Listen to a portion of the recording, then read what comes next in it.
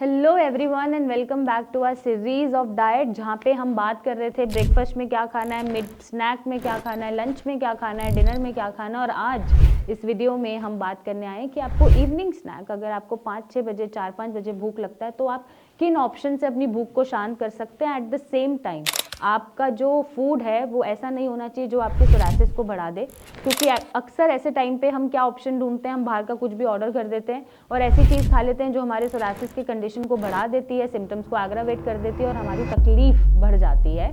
तो ऐसे में जो मैं ऑप्शंस दे रही हूँ आप कंसीडर कर सकते हैं, जिससे आपका सोरासिस भी ना बढ़े, आपकी भूख भी शांत हो, एट द सेम टाइम आपको एक बैलेंस्ड डाइट मिले और बैलेंस मील मिले जो आपको कहीं ना कहीं से बस फ़ायदा ही दे। तो पहली जो चीज़ है वो है रोस्टेड मखाना। अगर आप स्नैकिंग करते हैं 4 और 5 के बीच में और आप चिप्स और ये छोटी मोटी चाय और साथ में ऐसी चीज़ें ले लेते हैं जो आपके लिए ठीक नहीं है, बीमारी के लिए ठीक नहीं है, तो ऐसे में आप रोस्टेड मखाना ले सकते हैं। या फिर दूसरा ऑप्शन है कि आप एक सीड का मिक्सचर बना लो, जिसमें आप sesame seeds, sunflower, flax seed, chia seed सारे डाल दो, रोस्ट कर दो। भीगे हुए सीड्स को रोस्ट करना है और एक मिक्सचर बना के रख लिया और जब भी स्नैकिंग का मन करे आपने खा लिया। तो आपको सारी एंटीऑक्सीडेटिव प्रॉपर्टीज़ मिलेंगी इसमें, साथ में फ्री रेडिकल्स को कंट्रोल करेगा, ऑक्सीडेटिव स्ट्रेस नहीं बढ़ेगा और आपकी इन्फ्लेमेशन कम होगी। नेक्स्ट जो फूड ऑप्शन है वो है मूंग दाल का चीला। वैसे तो आप मखाने का चीला भी ले सकते हो, मूंग दाल का चीला ले सकते हो, प्रोटीन भी मिलेगा, कैल्शियम भी मिलेगा, फाइबर भी मिलेगा, टेस्ट भी मिलेगा, एट द सेम टाइम आपकी भूख शांत हो जाएगी और सोरासिस को रिकवर करने में ये हेल्प करेगा।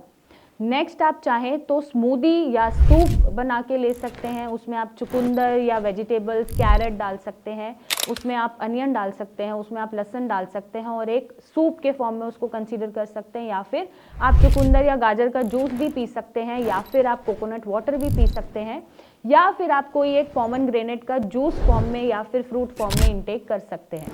तो इनसे सारे, एक तो जो भी वाइटामिन मिनरल्स हैं वो आपको मिलेंगे, न्यूट्रिशनल वैल्यू आपकी पूरी हो जाएगी और सोरासिस एग्रावेट नहीं करेगा। नेक्स्ट जो ऑप्शन है वो है वेजिटेबल्स को आप सॉटे करके खा सकते हैं।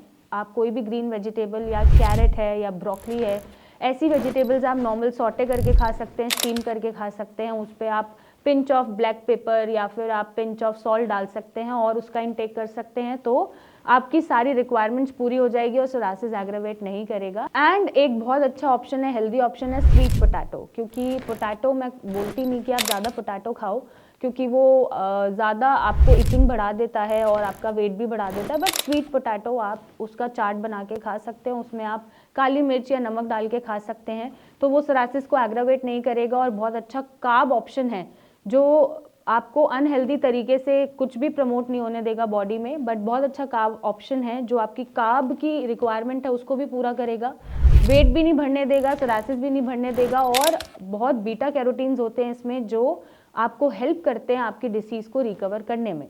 तो इन सारे ऑप्शन को कंसीडर करके आप अपना इवनिंग स्नैक पूरा कर सकते हैं। At the same time make sure करिएगा कि ऐसी कोई भी चीज़ ना लें जिससे सोरासिस बढ़े, क्योंकि आपका सोरासिस बढ़ता है तो तकलीफ हमें भी होती है, क्योंकि आपकी और हमारी मेहनत दोनों खराब हो जाती है। तो आपको बहुत आराम से पेशेंस रख के अपनी बीमारी का ध्यान रखना है, फिर अपने फूड चॉइसेस का ध्यान रखना है और अपने सोरासिस को नहीं बढ़ने देना। और अगर कोई प्रॉब्लम हो रही है तो आप मिलने आइए, हमें कॉल करके हमसे बात करिए और अपने सोरासिस को ख़त्म करिए। Thank you and take care.